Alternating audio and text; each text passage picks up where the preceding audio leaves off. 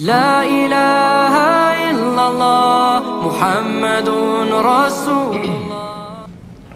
بسم الله الرحمن الرحيم. السلام عليكم ورحمة الله وبركاته. الحمد لله رب العالمين. نحمده ونستعين ونستغفر ونتوب إليه ونعوذ بالله من شرور أنفسنا ومن سيئات أعمالنا. من يهده الله فلا مضل له ومن يضلل فلا هادي له. ونصلي ونسلم على نبينا حبيبنا محمد صلى الله عليه وسلم. وبعد. رب اشرح لي صدري ويسر لي أمري واحلل عقدة من لساني يفقهوا قولي. اللهم زدنا علما يا الله وارزقنا فهما وعملا متقبلا. Amin amin ya rabbal alamin. Hadirin jamaah salat subuh yang dimuliakan Allah, pertama-tama kita bersyukur kepada Allah Subhanahu wa taala. Dalam kesempatan pagi hari ini kita diberikan taufik dan hidayah sehingga Allah mudahkan langkah kita datang ke masjid ini dalam rangka menunaikan salat subuh berjamaah, dan ini adalah nikmat yang luar biasa. Tidak semua orang diberikan nikmat taufik ini. Salawat dan salam semoga tercurahkan kepada baginda Muhammad sallallahu alaihi wasallam.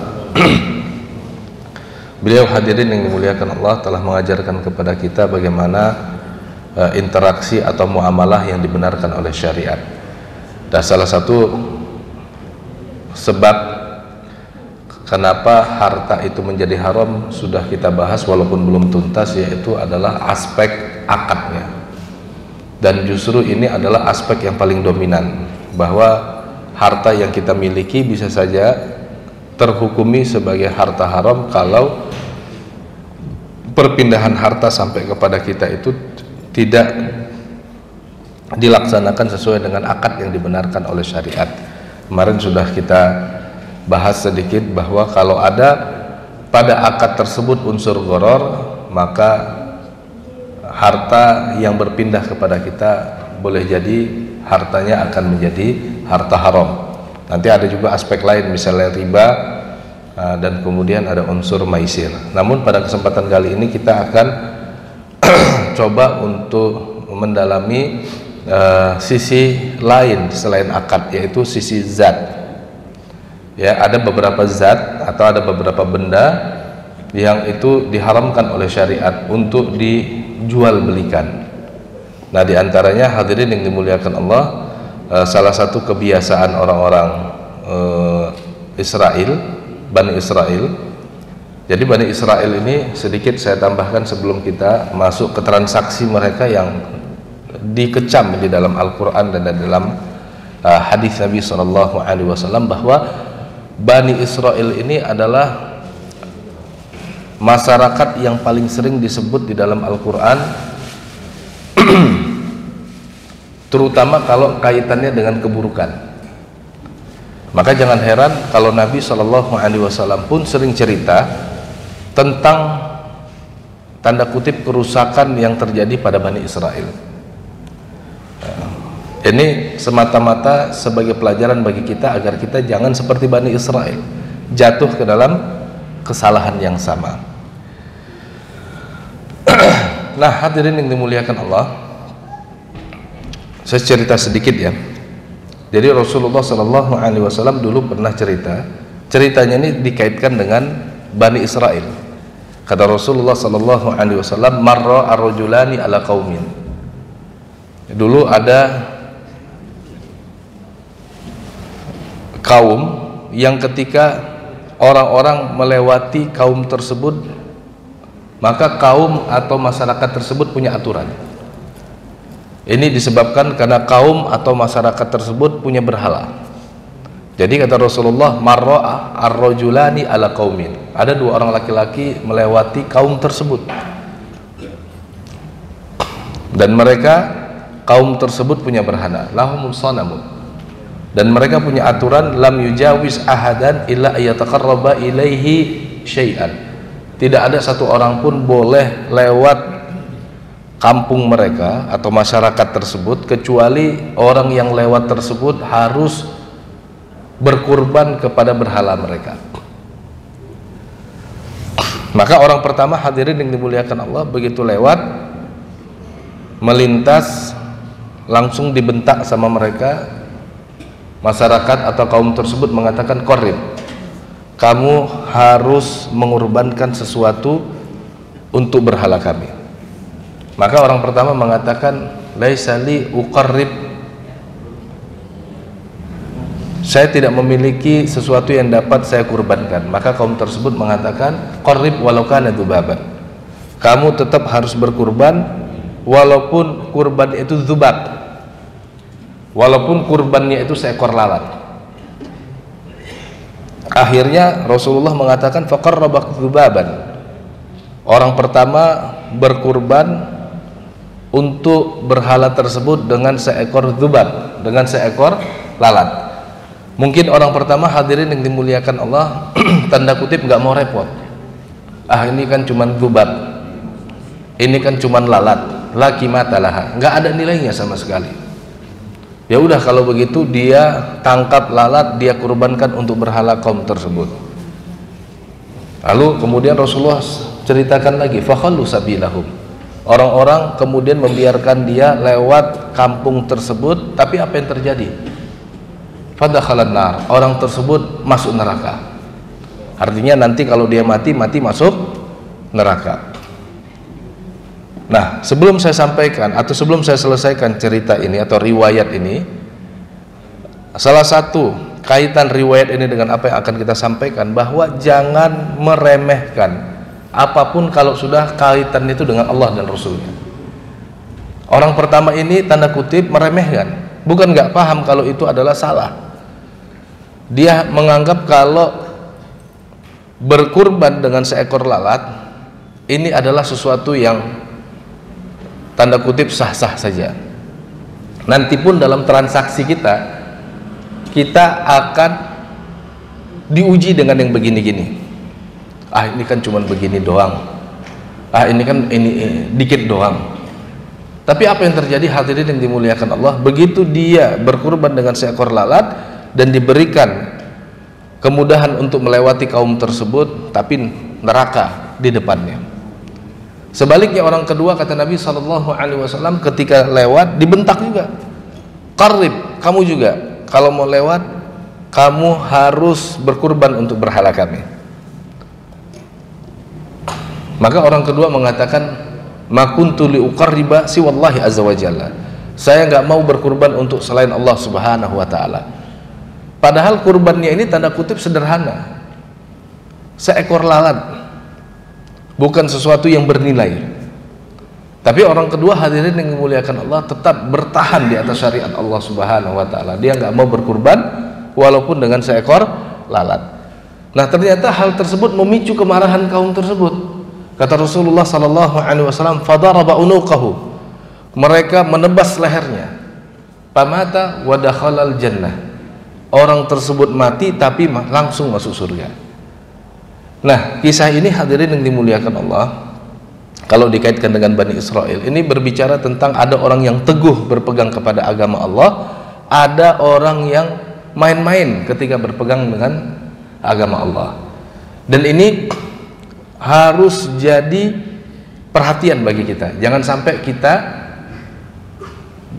jatuh ke dalam kesalahan orang pertama tadi. Sengaja Rasulullah SAW ceritakan ini terjadi pada kaum sebelum kaumnya Rasulullah, masyarakat sebelum masyarakatnya Rasulullah. Dan biasanya kalau Rasulullah sudah cerita ini pernah terjadi dahulu, ini merujuk kepada masyarakat Bani Israel, bahwa waktu itu ada satu orang, kalau kaitannya dengan agama Allah dia tanda kutip meremehkan, tapi apa akhirnya? Masuk neraka.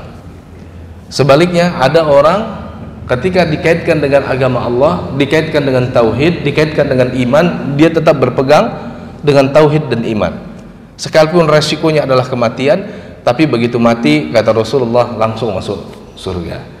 Hadis ini bisa dilihat nanti dalam Musnad Imam Ahmad. Nah, ini juga hadirin yang dimuliakan Allah, mau saya kaitkan lagi sebelum kita sampai kepada item-item nanti yang diharamkan, terutama zat-zat atau item-item yang dilanggar oleh Bani Israel. Nah, ini kisah kedua, ini terjadi pada Bani Israel juga. Ini terkait dengan menghalalkan apa yang Allah haramkan dan mengharamkan apa yang Allah halalkan.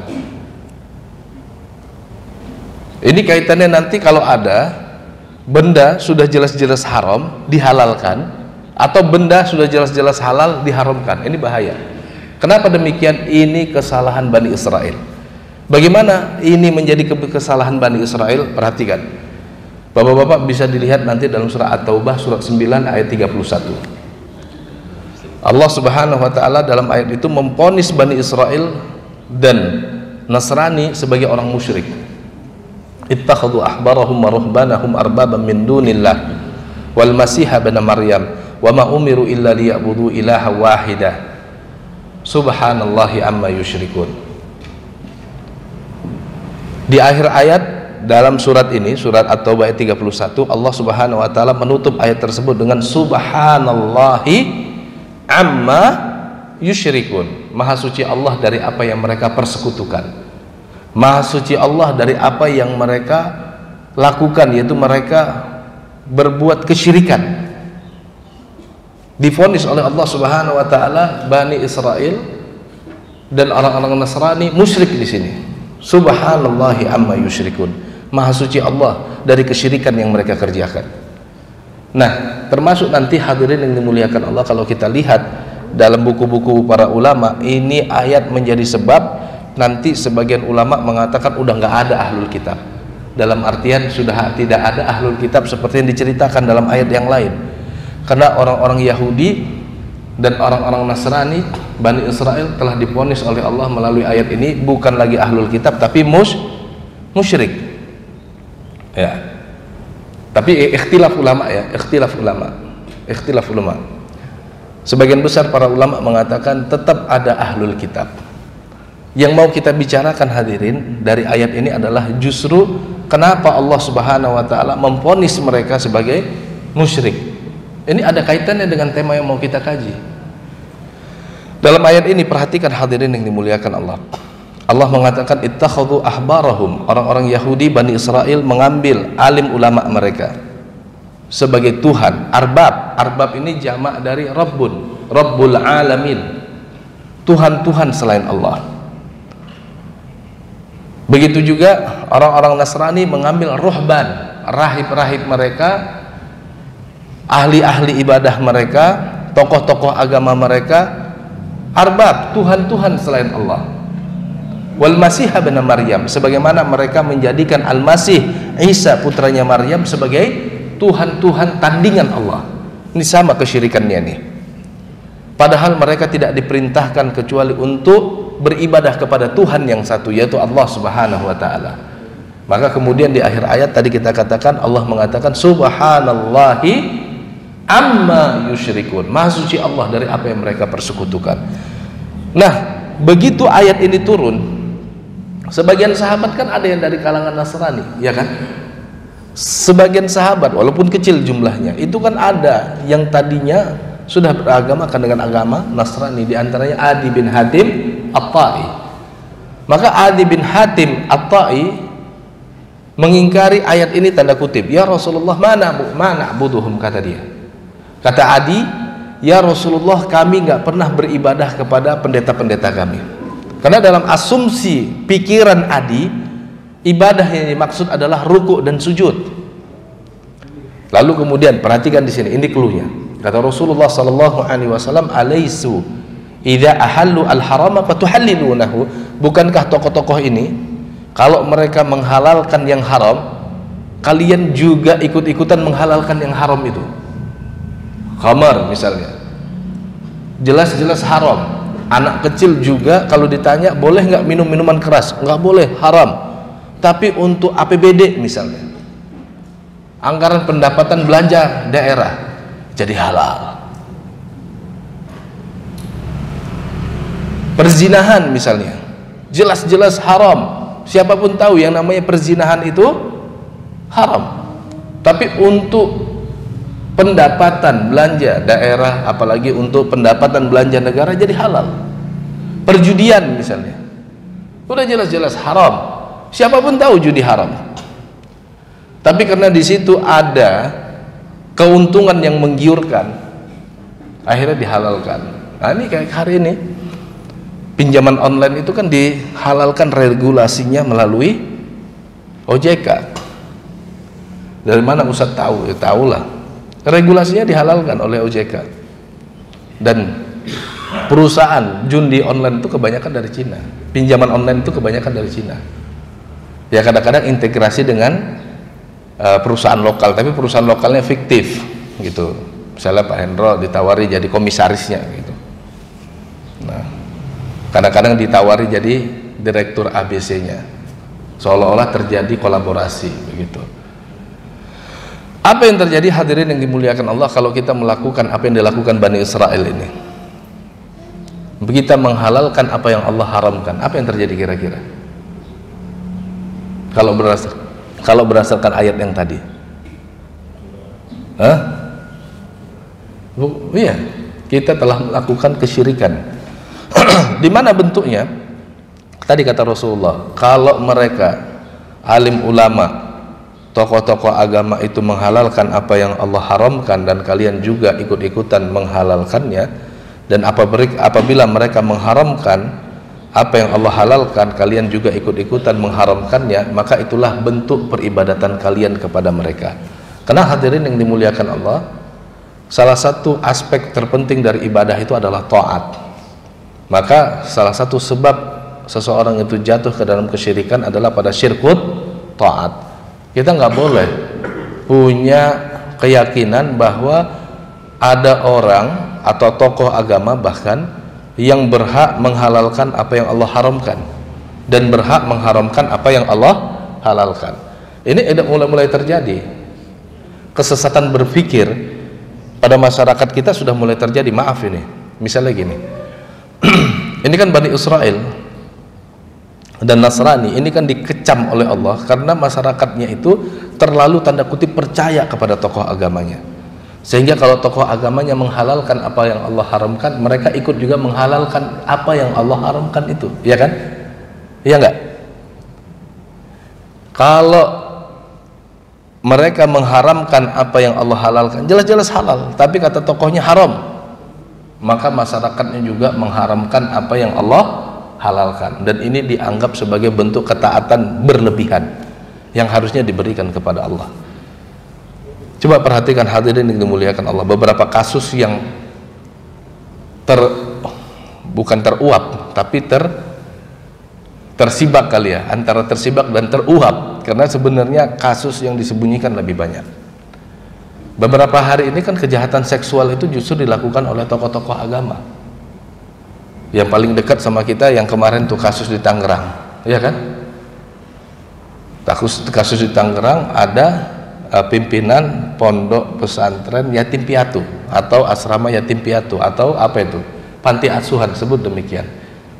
Karena terlalu saking percayanya, kalau pimpinannya itu sebutlah apa ya namanya, jadi nggak enak saya, Ustadz, Kiai, Romo gitu ya, ngajak hubungan ya diikutin, sekalipun hubungannya itu adalah hubungan terlarang.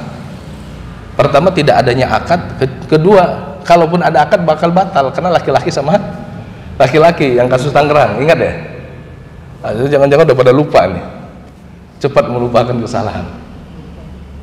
Atau kemarin kasus Semelu itu yang paling menyakitkan, pimpinan pesantren di pantai malah berhubungan badan dengan santriwatinya gitu. Padahal apapun ceritanya, apa yang mereka lakukan itu haram dalam syariat, sekalipun yang minta adalah pimpinan pesantren gitu.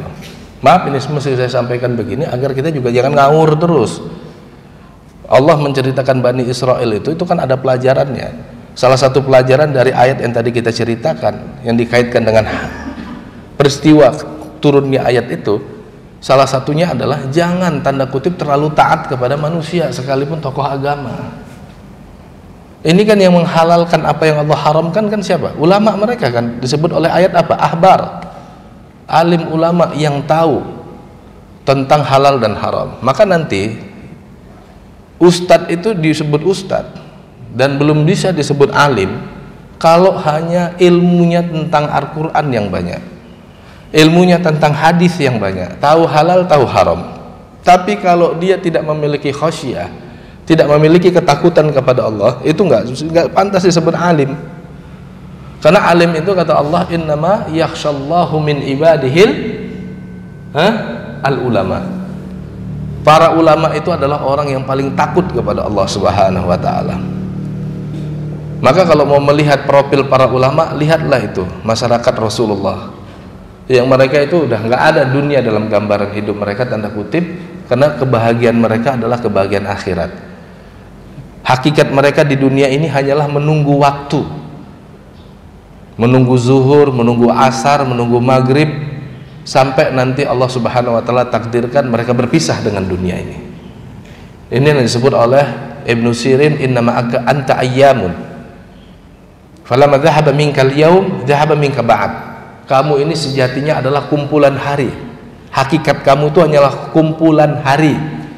Kalau satu hari darimu itu hilang, sebenarnya sebagian dari dirimu itu hilang. Kita udah berapa bulan ngaji, berarti kan sekian bulan dari hidup kita tuh mulai hilang. Hati-hati. Dan beberapa jamaah kita kan sudah mendahului kita. Nah, oleh karena itu hati-hati. Termasuk dalam hal ini adalah jangan pernah menghalalkan apa yang Allah haramkan dan mengharamkan apa yang Allah halalkan. Ya kalau haram, haram saja, jangan dihalalkan. Sebaliknya kalau halal, ya halal saja, jangan diharamkan. Perkara kita belum sanggup itu urusan kedua, ya. Nah, ini kita masuk salah satu kesalahan. Sampai sini udah apa ya? Oke, udah ready masuk ke bab.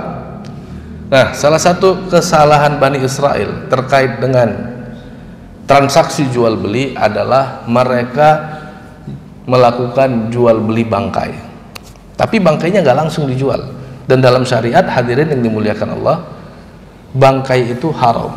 Tapi sebelum saya lanjutkan, ini kebetulan tadi malam saya lupa ngecas baterai. Ada listriknya nggak Pak sebelah situ? Habis baterainya. Kadang kita pakai laptop lupa nyala aja laptopnya, pagi-pagi lihat udah. Saya colok di sini tapi nggak tahu habis. Ya, kita lanjutkan hadirin yang dimuliakan Allah. Nanti bisa dilihat dalam surah Al-Maidah ayat 3. Tapi ayat itu kan normatif sekali ya, bahwa Allah Subhanahu wa taala mengatakan hurrimat alaikumul maitatu waddamu wa lahmul hinzir wa ma uhilla li ghairillahi bihi. Diharamkan, hurrimat alaikum, diharamkan atas kalian al-maitah, bangkai. Nah, bangkai ini bukan ayam yang sudah ulatan, bukan. Bangkai ini bukan kambingnya sudah bau busuk, bukan. Ini kambingnya segar, sapinya segar. Bangkai ini adalah hewan yang mati tidak sesuai dengan syariat Allah. Oke. Oke, udah masuk, alhamdulillah. Tadi ya. Tadi nggak masuk. Bangkai itu adalah hewan yang mati tidak sesuai dengan syariat Allah. Contohnya apa? Contohnya kalau realita kita hari ini ya, dan ini hati-hati.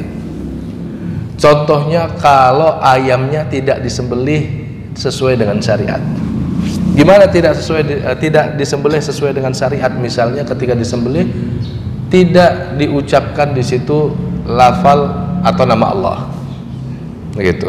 Dan ini kalau di Eropa, kalau di Indonesia mungkin sudah ada tinjauan ulang dari majelis ulama. Misalnya kalau di Eropa itu kan hewan tidak disembelih, di listrik bagian otaknya misalnya, dan ini kan nggak boleh. Nah, nanti saya cerita dikit ya, karena memang ayatnya cerita. Bapak-bapak hadirin jamaah salat subuh yang dimuliakan Allah, ada kisah ini dalam surah Al-An'am ayat 121. Dan menariknya ayat ini juga vonisnya kejam, tanda kutip.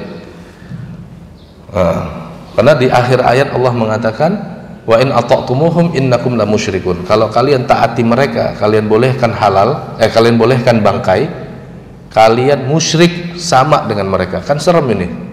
Serem nggak? Ini bukan haram lagi, musyrik begitu. Nah, ayatnya bunyi wala ta'kulu mimma lam yudhkarismullah alaih wa innahu lafisqun wa inna syayatina la yukhuna ila awliyaihim liyujadilukum wa in ata'tumuhum innakum la musyrikun. Wala ta'kulu, kalian jangan pernah memakan mimma lam yuzkar ismullah alaih, sesuatu yang ketika disembelih tidak disebut nama Allah. Wa innahu lafiskun, karena yang demikian itu adalah kefasikan.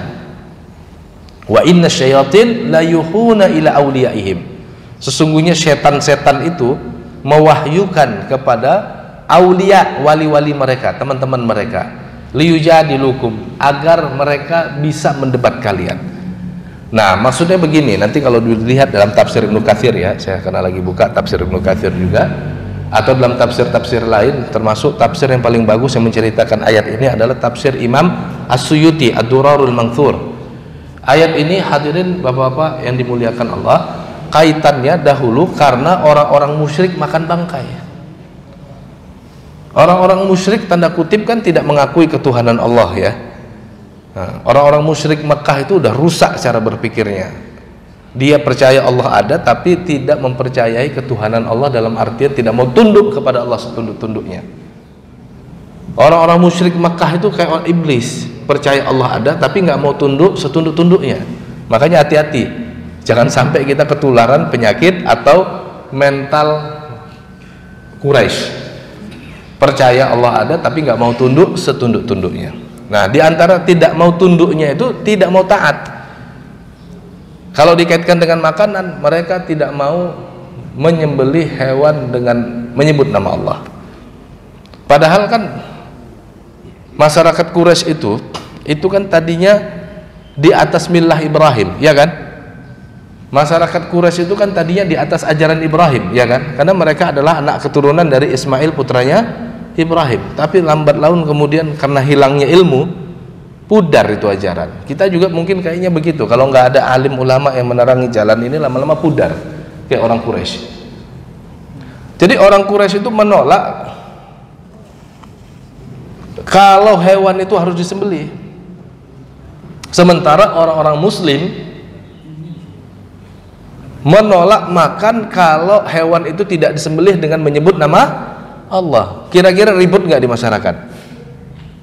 Oh iyalah, ya kan, misalnya kita datang, ternyata kakak kita musyrik, nyuguhi ayam bakar.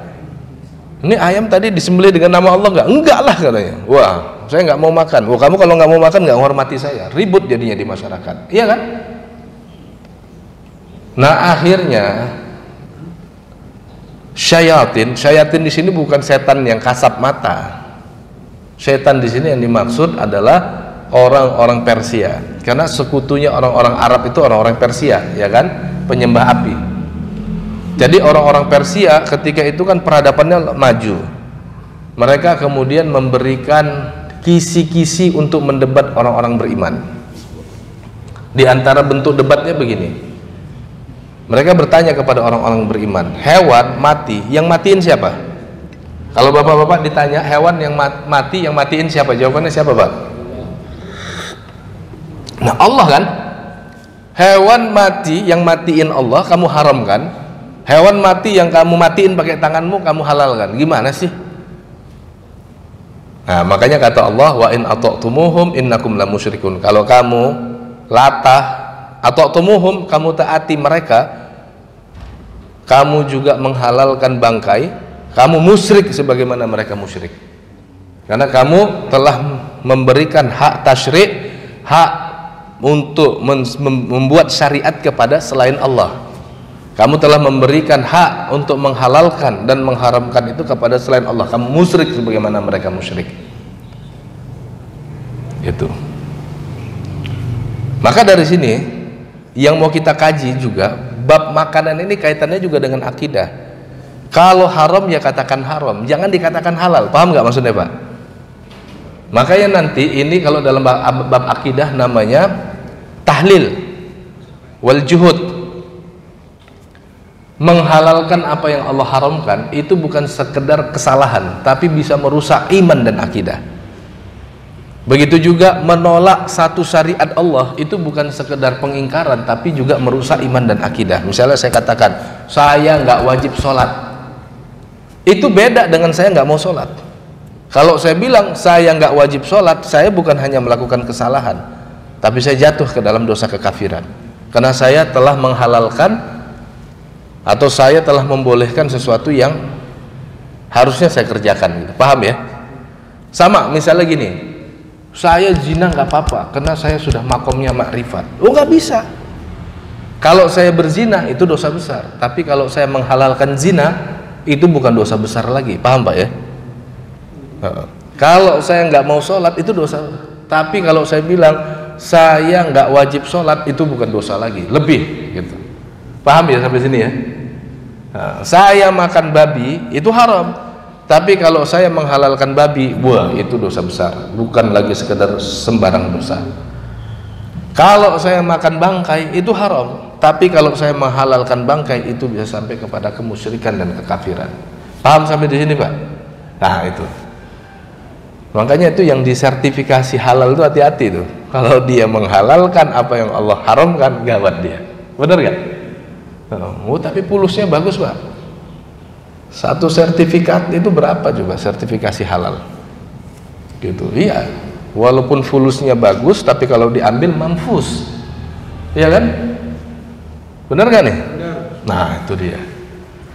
Nah oleh karena itu yang pertama yang haram itu adalah bangkai. Hurimat alaikumul maitatu, diharamkan bagi kalian maitah, mayit atau bangkai di sini maksudnya adalah hewan yang mati tidak sesuai dengan syariat. Contohnya apa?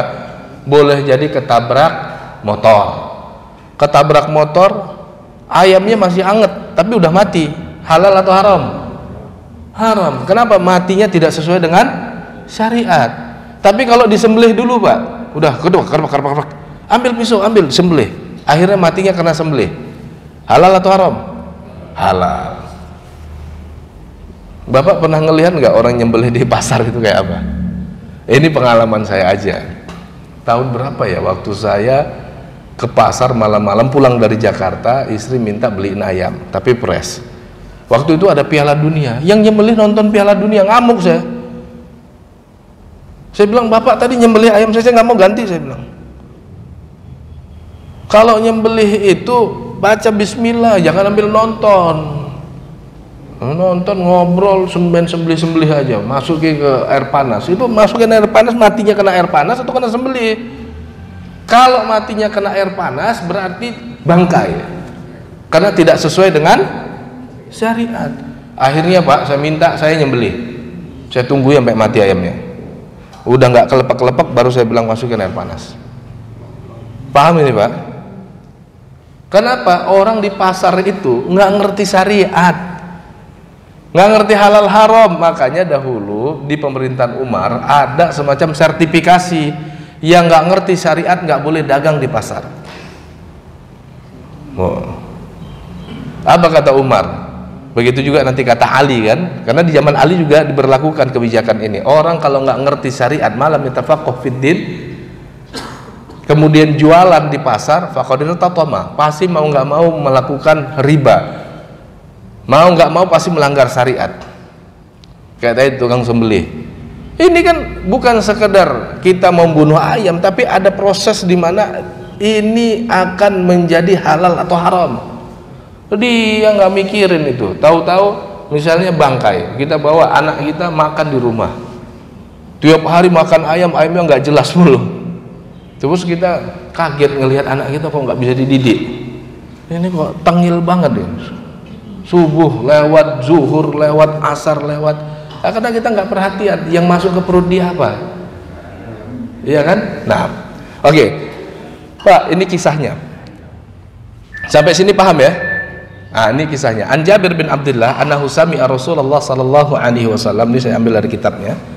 Yaqulu wa huwa bi Makkah amal fathi, innallaha wa rasulahu harrama al-bay' al-khamr wal maita wal hinzira wal asnama. Faqila ya Rasulullah ara'aita suhum al-mayt ara'aita suhum al-maitah fa innahu yutla biha as-sufun yudhan biha al-julud wa yastasbihu biha an-nasu. Faqala la huwa haramun. Summa qala Rasulullah sallallahu alaihi wasallam inda dzalika qatalallahu liyahuda innallaha lamma harrama suhumaha jammaluhu thumma ba'uhu fa'akalu thamanahu. Ini saya ambil langsung dari kitab, masih nggak ada rambutnya Pak, tapi mafhum lah.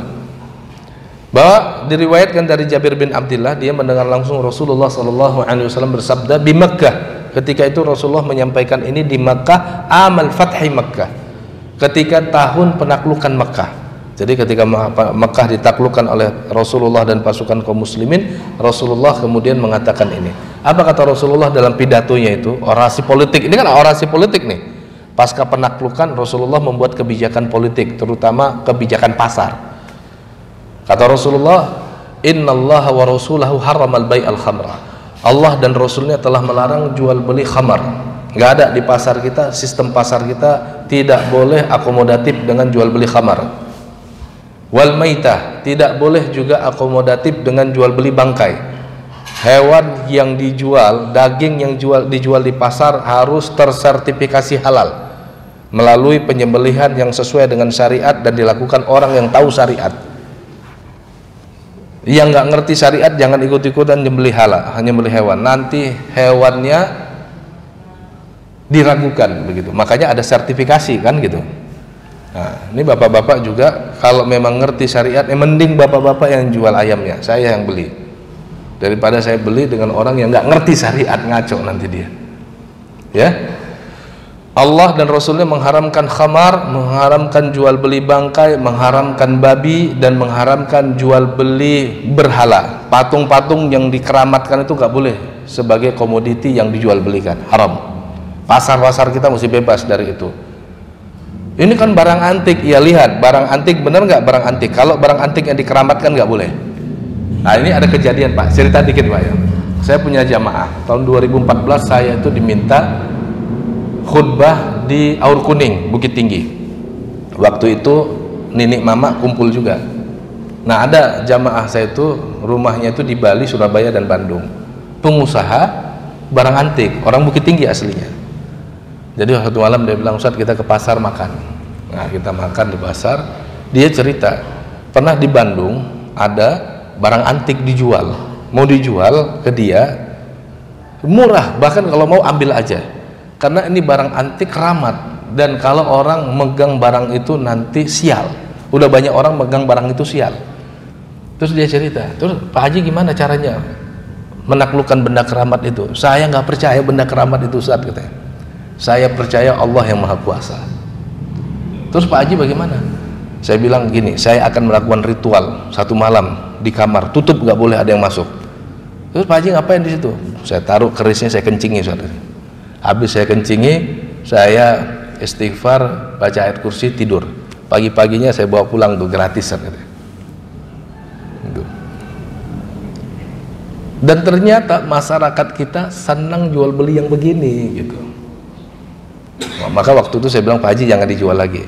Khawatirnya yang beli bukan beli keris, tapi yang beli keramat di dalam keris itu. Nggak boleh. Nanti dia sembah keris itu, dia minta tolong bukan kepada Allah tapi kepada keris itu. Terus gimana Ustaz? Udah tahan aja keris itu gitu. Ternyata setelah dikencingi, kerisnya udah gak keramat lagi Pak. Gitu ya. Nah jadi dalam sistem pasar kita nggak boleh tuh jual beli barang antik kalau barangnya itu dikeramatkan gitu. Nah begitu juga hadirin yang dimuliakan Allah. Waktu itu ada yang bertanya, ya Rasulullah, ara'aita suhumal maitah? Ya Rasulullah, apakah kamu tidak melihat suhum? Suhum itu tahu Pak, lemak yang dihasilkan oleh hewan. Nah ada apa dengan lemak yang dihasilkan oleh hewan? Fa innahu yutla bihas sufun. Orang-orang kan pakai untuk tilak sufun. Tilak itu ngecat. Jadi sampannya itu dicat pakai lemak hewan. Biar bagus, kayunya bagus, lalu kemudian anti air, kan begitu dulu, anti airnya begitu. Yudahan bihal julud, lalu kemudian dipakai dan digunakan kulitnya. Yastasbihu bihan nas, bahkan orang-orang mengcreate lemak itu untuk menjadi minyak lampu, minyak untuk lampu. Nah, kira-kira Rasulullah SAW halalkan atau haramkan, Pak? Nah, ini menarik. Boleh enggak dari bangkai itu kita create untuk komoditi lain? Boleh nggak Pak? Nah, ini ya, kata Rasulullah, la huwa haramun. Enggak, dia tetap haram. Kemudian Rasulullah mengatakan ketika itu, qatalallahul yahuda, Allah telah menghancurkan Yahud. Innallaha lamma harrama suhumaha jammaluhu. Ketika Allah Subhanahu wa taala mengharamkan lemak bangkai itu, mereka create jammaluhu, mereka olah sedemikian rupa. Summa ba'uhu, kemudian mereka jual olahan tersebut, fa'akalu thamanahu, lalu mereka makan hasil jual beli itu. Nah, walaupun nanti bab ini jadi panjang karena nanti terkait dengan khilah. Ini terkait dengan khilah. Tahu khilah nggak Pak? Pernah dengar kata berkelah? Berkilah, tahu berkilah nggak? Apa itu berkilah? Ini haram, tapi kita mereng dikit. Nah, halal nggak? Nah, nanti berkilah itu pertama para ulama nggak sepakat. Ada yang mengatakan berkilah itu dalil. Nah, cuman kita ringkaskan, ini tambahan aja ya. Ini adanya di usul fikih sebenarnya. Berkilah itu ada berkilah mu'tabarah, ada berkilah yang dibolehkan, ada berkilah yang tidak dibolehkan, dan ada berkilah yang remang-remang. Contoh nih ya, perdebatan di era kita. Dan ini terjadi. Saya mau tanya ke bapak-bapak, Pak, boleh nggak menggunakan alkohol untuk pengobatan medis? Alkohol dipakai untuk pengobatan medis, diminum. Boleh lah. Hah? Itu kan sirup-sirup itu kan pakai alkohol untuk mengikat zat-zat yang berbeda-beda, itu ditaruh alkohol mengikatnya, dan itu juga yang membuat bapak kalau minum obat pilek itu kayaknya enak banget, kayaknya tenang banget, pengen bobok terus, ya enggak? Nah, pertanyaannya halal atau haram? Gimana halal atau haram? Untuk dalam haram. Hah? Pemakaian dalam. Kalau yang di luar tubuh. Nah, ini terjadi perdebatan lalu kemudian jatuh pada posisi halal karena alkoholnya sudah diproses melalui proses kimiawi. Proses kimiawinya saya nggak bisa jelasin karena saya bukan orang kimia, sehingga posisi awalnya sudah berubah, sudah mengalami perubahan. Makanya mau seliter minum sirup ya tetap nggak mabuk begitu, karena sudah diproses. Gini Pak, proses kimiawi itu yang sederhananya gini. Tape kalau dikasih ragi, apa namanya tuh? Tape dikasih ragi, beras dikasih ragi, fermentasi. Iya, fermentasi itu kalau diolah sedemikian rupa jadi tape, halal nggak? Kalau jadi tua, kalau kita rubah lagi tua jadi tape? Hah? Kan zatnya tetap itu kan? Tape, ini di kampung-kampung tuh sering beras dikasih ragi, difermentasi. Berasnya bisa jadi tape dan berasnya juga bisa berubah menjadi minuman tua. Kok ketika jadi tape halal, ketika jadi tua haram? Ya?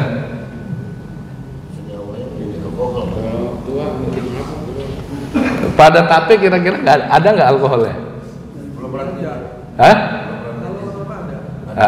Cuman tape sekilo pun nggak akan mabuk kita, gitu kan? Nah ini nanti, ini kaitannya bahwa al hukmu yaduru ma'al illah. Hukum itu harus disertai dengan ilatnya, sebabnya. Kalau sebab pengharaman alkohol itu adalah memabukkan, maka alkohol baru haram kalau dia dipakai untuk memabukkan. Misalnya gini, alkohol dipakai buat cuci tangan, halal atau haram? Halal. Karena memang haramnya dia itu nggak ada ayat alkohol. hurimat alaikumul alkohol, walaupun alkohol bahasa Arab ya, alkohol. Tapi itu alkohol tidak pernah diharamkan oleh syariat. Dalam artian tidak pernah diharamkan oleh Al-Quran, tidak pernah diharamkan oleh hadis. Dia jadi haram karena ada ilat, ada sebabnya. Apa sebabnya? Memabukkan.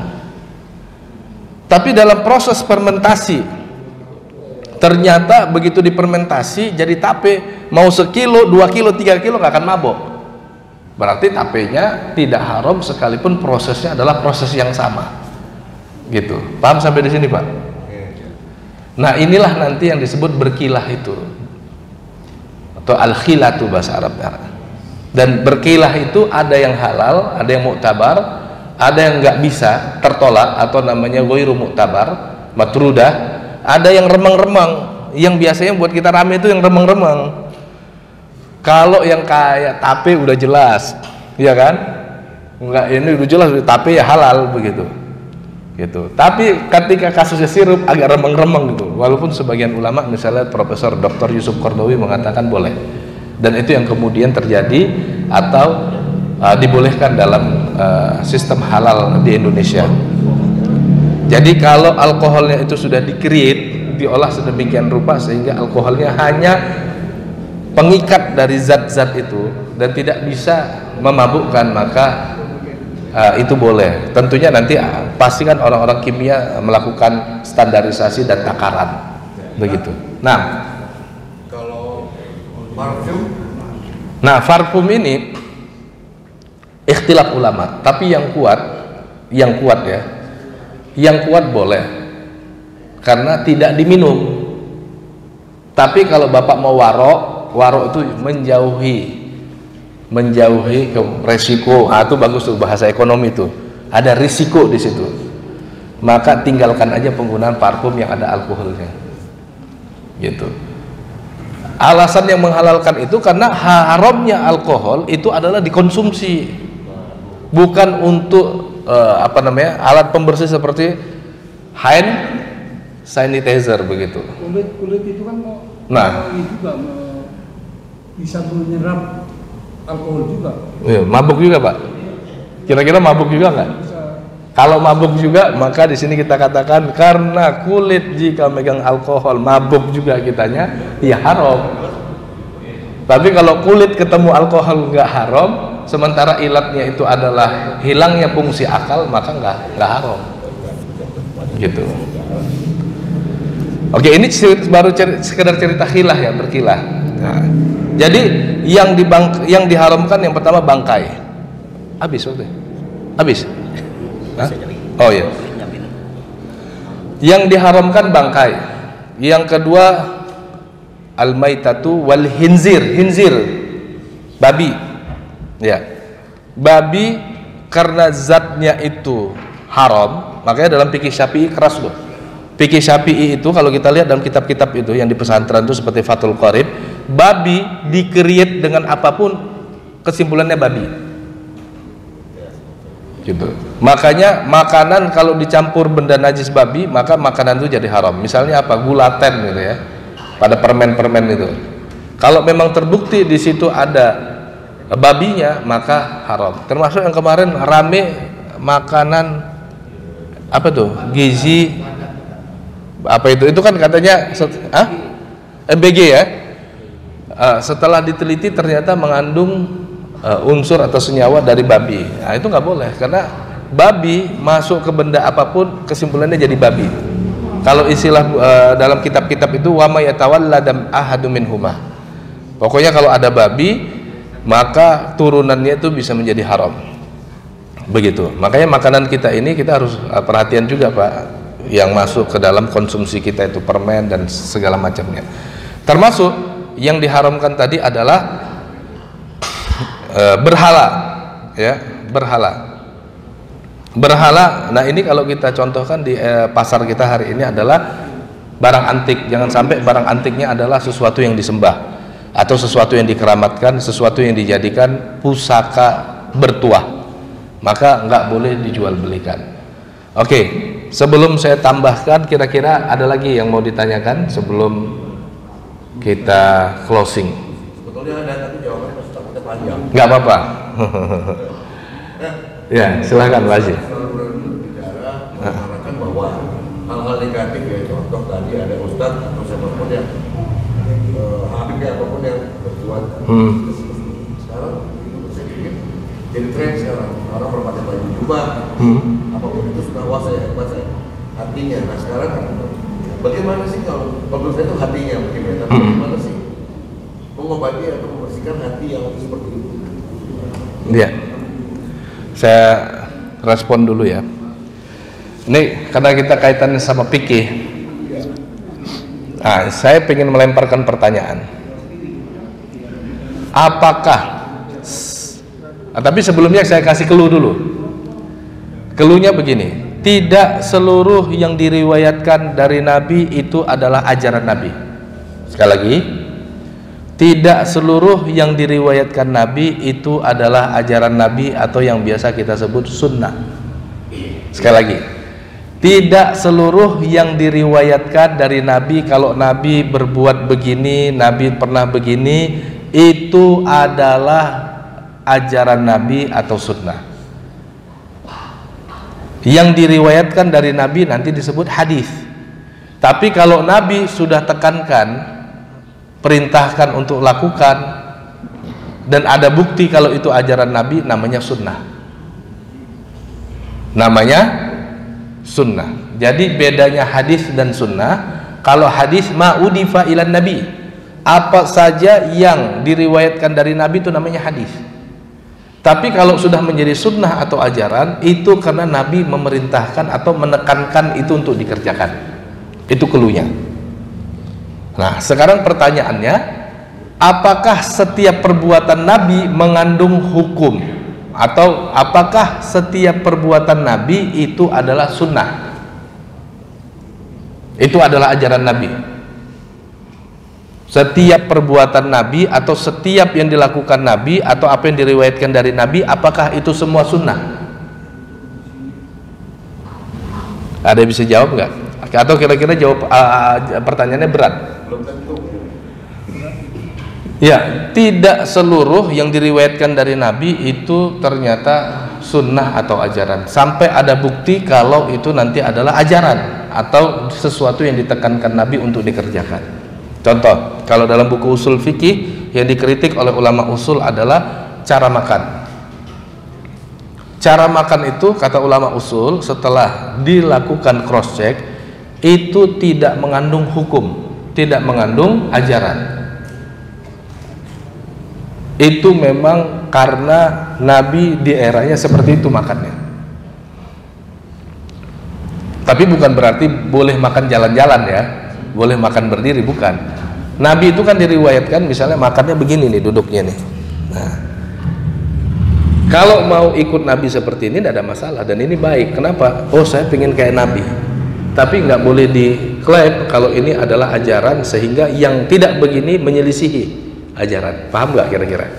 Saya ulangi lagi ya. Nabi itu kan diriwayatkan makanannya begini. Kalau kita mau makan seperti Nabi, seperti ini duduknya, bagus, karena kita ingin mengikuti Nabi dalam berbagai hal. Tapi nggak boleh diklaim ini ajaran, karena kalau diklaim ini ajaran, ini sunnah, nanti orang kalau nggak begini berarti menyelisih ajaran Nabi. Paham sampai sini? Nah, termasuk juga cara berpakaian Nabi. Kayak saya nih pakai jubah. Ini adalah perbuatan Nabi sebagai seseorang, atau sebenarnya ini adalah Nabi ketika pakai jubah ingin ngajari beginilah ajaran. Oke, saya ulangi lagi pertanyaannya, kayaknya berat. Nabi pakai jubah. Ini jubah ajaran atau bukan ajaran? Bukan ajaran. Karena memang waktu itu masyarakatnya berpakaiannya seperti itu. Tapi kalau kemudian ditanya, kamu kenapa sih pakai jubah? Ya saya kepingin aja kayak Nabi. Ya bagus sih, kepingin kayak Nabi, membiasakan hidup seperti Nabi. Tapi tidak boleh diklaim ini adalah ajaran, sehingga orang kalau nggak pakai begitu salah, karena menyelisih ajaran Nabi. Itu yang pertama.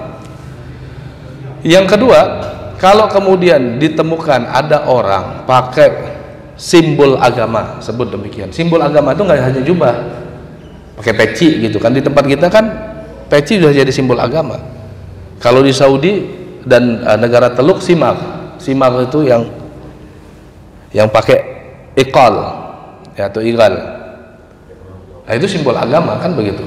Bahkan sekarang kalau saya lihat batik pun jadi simbol agama. Pakaian yang kita pakai ini simbol agama. Karena biasanya orang-orang pakai baju putih itu pasti mau sholat begitu. Nah, kalau kemudian ada orang pakai simbol agama lalu kemudian jumawa, maka yang perlu dikomentari memang adalah bukan itu salah, bukan orang pakai itu salah gitu ya. Ya bagus. Justru orang pakai pakaian simbol agama, sebut bahasanya demikian, sangat akademis ya, itu latihan kita. Pak Haji kalau pakai baju koko mau maksiat kan malu ya, maksiat aja lengkap banget begitu. Pakai jubah maksiat kan malu kita ya gitu. Saya pikir kalau ada orang pakai jubah masuk klub, masuk karaokean, itu keterlaluan ya. Ya. Tapi bukan berarti begitu kita pakai jubah, misalnya pakai baju-baju yang biasa dipakai oleh para kiai, selempang atau rida dan segala macam, kita merasa derajat kita lebih tinggi dibandingkan yang lain. Karena Allah telah membuat garis tegas, inna akramakum indallahi atqakum, bahwa kita itu derajatnya lebih tinggi berdasarkan ketakwaan kita. Boleh jadi orang, maaf ya, pakai baju kaos ketika datang ke masjid, ternyata dia adalah, misal, maaf aja nih, dosen usul fikih, tapi kebetulan aja pas azan dia sholat di Masjid At-Taubah, pakaiannya nggak pakai pakaian sholat gitu ya, dia pakai apa yang ada pada dirinya aja gitu. Lalu kemudian kita tidak menganggap dia, ini nggak benar juga. Walaupun memang perlu digarisbawahi, libasukum qabla hudurikum. Orang-orang Mesir pernah ngomong, pakaian itu sebelum kehadiran kalian. Orang sebelum paham kalau kita adalah pakar, yang ngelihat dari pakaian kita kan gitu.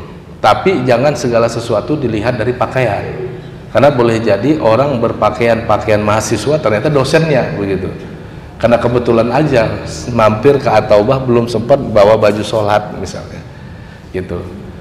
Oke ya, saya kembali. Bagaimana Ustaz dengan suatu pendapat bahwasanya apa yang dilakukan oleh Rasulullah dari mulai bangun tidur kemudian siapkan jam sampai tidur kembali itulah sunnah.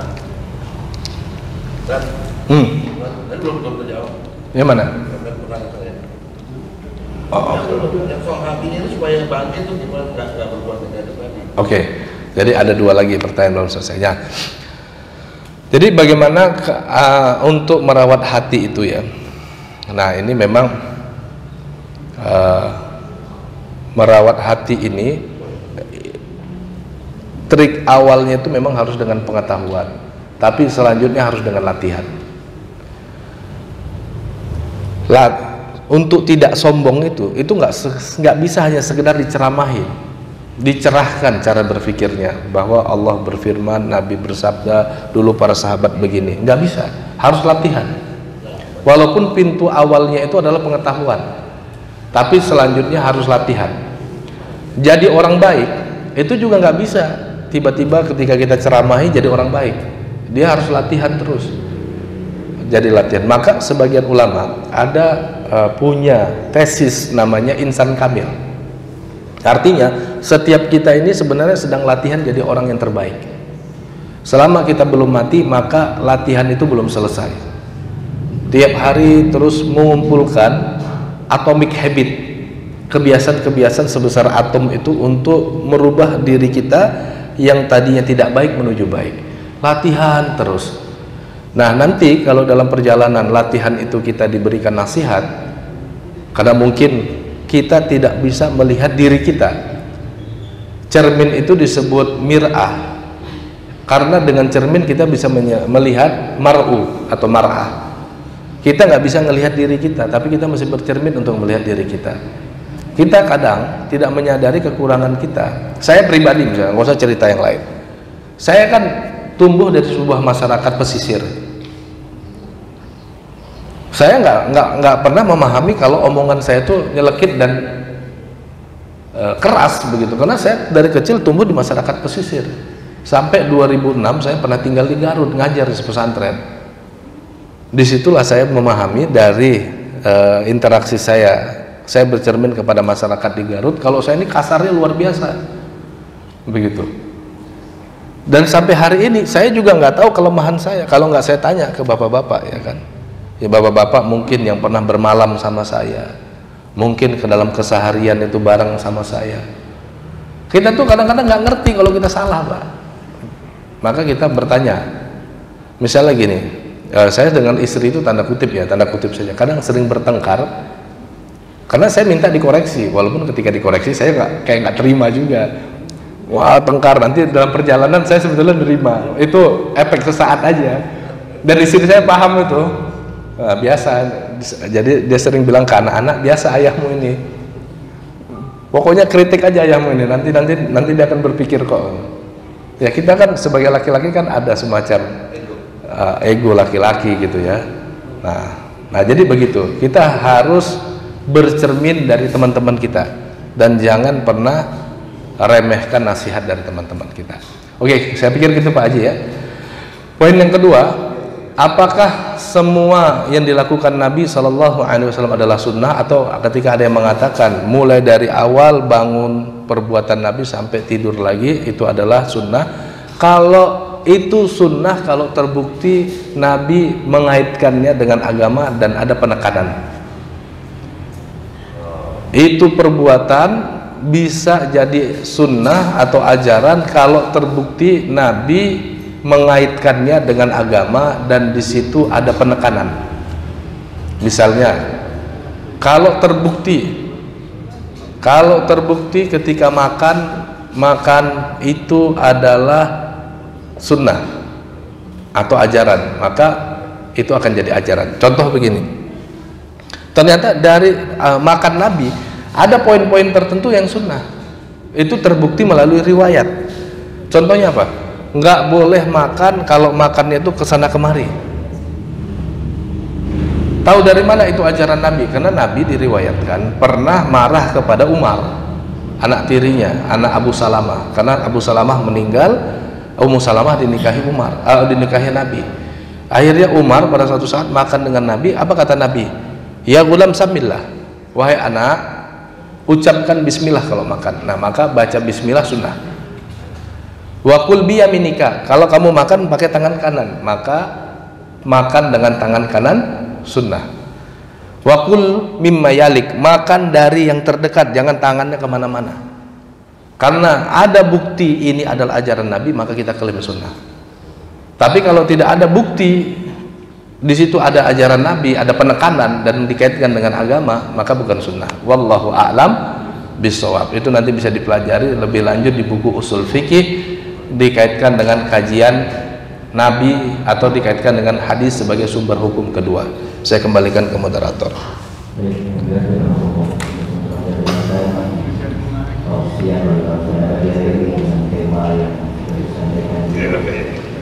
Saya ingin sekali jadi manfaat untuk kehidupan kita. Terima kasih.